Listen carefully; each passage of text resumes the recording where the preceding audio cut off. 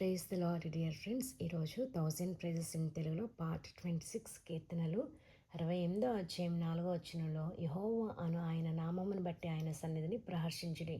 యెహోవా అను ఆయన నామమును బట్టి అంటే యెహోవా తండ్రి ఏమై ఉన్నారో చూద్దాము. లాస్ట్ వీడియోలో కొన్ని పాయింట్స్ షేర్ చేశానండి. ఈరోజు రిమైనింగ్ పాయింట్స్ చూద్దాము. కీర్తనలు 48వ అధ్యాయం 1వ వచనంలో మన దేవుని పట్టణమందు ఆయన పరిశుద్ధ పర్వతమందు యెహోవా గొప్పవాడును బహుకీర్తనీయుడునై ఉన్నాడు. కీర్తనలు 116వ అధ్యాయం 5వ వచనంలో యెహోవా దయాళుడు నీతిమంతుడు మన దేవుడు వాత్సల్యత గలవాడు. కీర్తనలు 118వ అధ్యాయం 15వ వచనంలో యెహోవా దక్షిణ హస్తము మహోన్నతమాయను, యెహోవా దక్షిణ హస్తము సాహస కార్యములను చేయును. కీర్తనలు 29వ అధ్యాయం 4వ వచనంలో యెహోవా స్వరము బలమైనది, యెహోవా స్వరము ప్రభాంగలది. కీర్తనలు 92వ అధ్యాయం 8వ వచనంలో యెహోవా నీవే నిత్యము మహోన్నతుడిగా ఉండవు.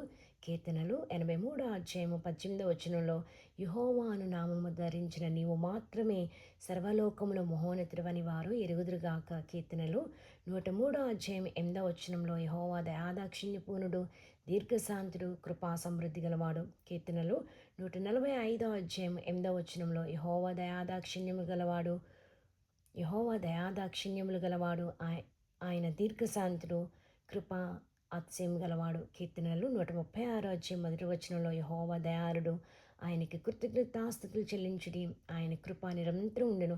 కీర్తనలు 100వ అధ్యాయం 5వ వచనంలో యెహోవా దయాళుడు, ఆయన కృప నిత్యము ఉండును, ఆయన సత్యము తరతరములు ఉండును. కీర్తనలు 96వ అధ్యాయము 4వ వచనంలో యెహోవా మహాత్మ్యము గలవాడు, ఆయన అధిక స్తోత్రము పొందదగినవాడు, సమస్త దేవతల కంటేను ఆయన పూజనీయుడు. కీర్తనలు 93వ అధ్యాయం 1వ వచనంలో యెహోవా రాజ్యము చేయుచున్నాడు, ప్రభావమును ఆయన వస్త్రముగా ధరించున్నాడు, యెహోవా బలము ధరించి బలముతో నడుము కట్టుకుని ఉన్నాడు. కీర్తనలు 98వ అధ్యాయం 1వ వచనంలో యెహోవా ఆశ్చర్య కార్యములు చేసి ఉన్నాడు, ఆయనను గూర్చి క్రొత్త కీర్తన పాడుడి, ఆయన దక్షిణ హస్తము, ఆయన పరిశుద్ధ బాహువు ఆయనకు విజయము కలుగజేసినది. కీర్తనలు 135వ అధ్యాయము 13వ వచనంలో యెహోవా నీ నామము నిత్యము నిలుచును, యెహోవా నీ జ్ఞాపకార్థ నామము తరతరములు ఉండును.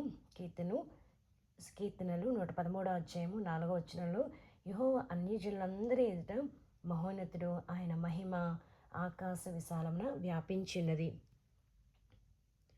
ప్రభువైన యేసుక్రీస్తునికి సమస్త మహిమ ఘనత ప్రభావం గాక. క్రీస్తునందు మీ ప్రియ సహోదరి Jayaseela Errapothu. Dear friends, thank you so much for listening. Have a nice day. Praise the Lord and God bless you.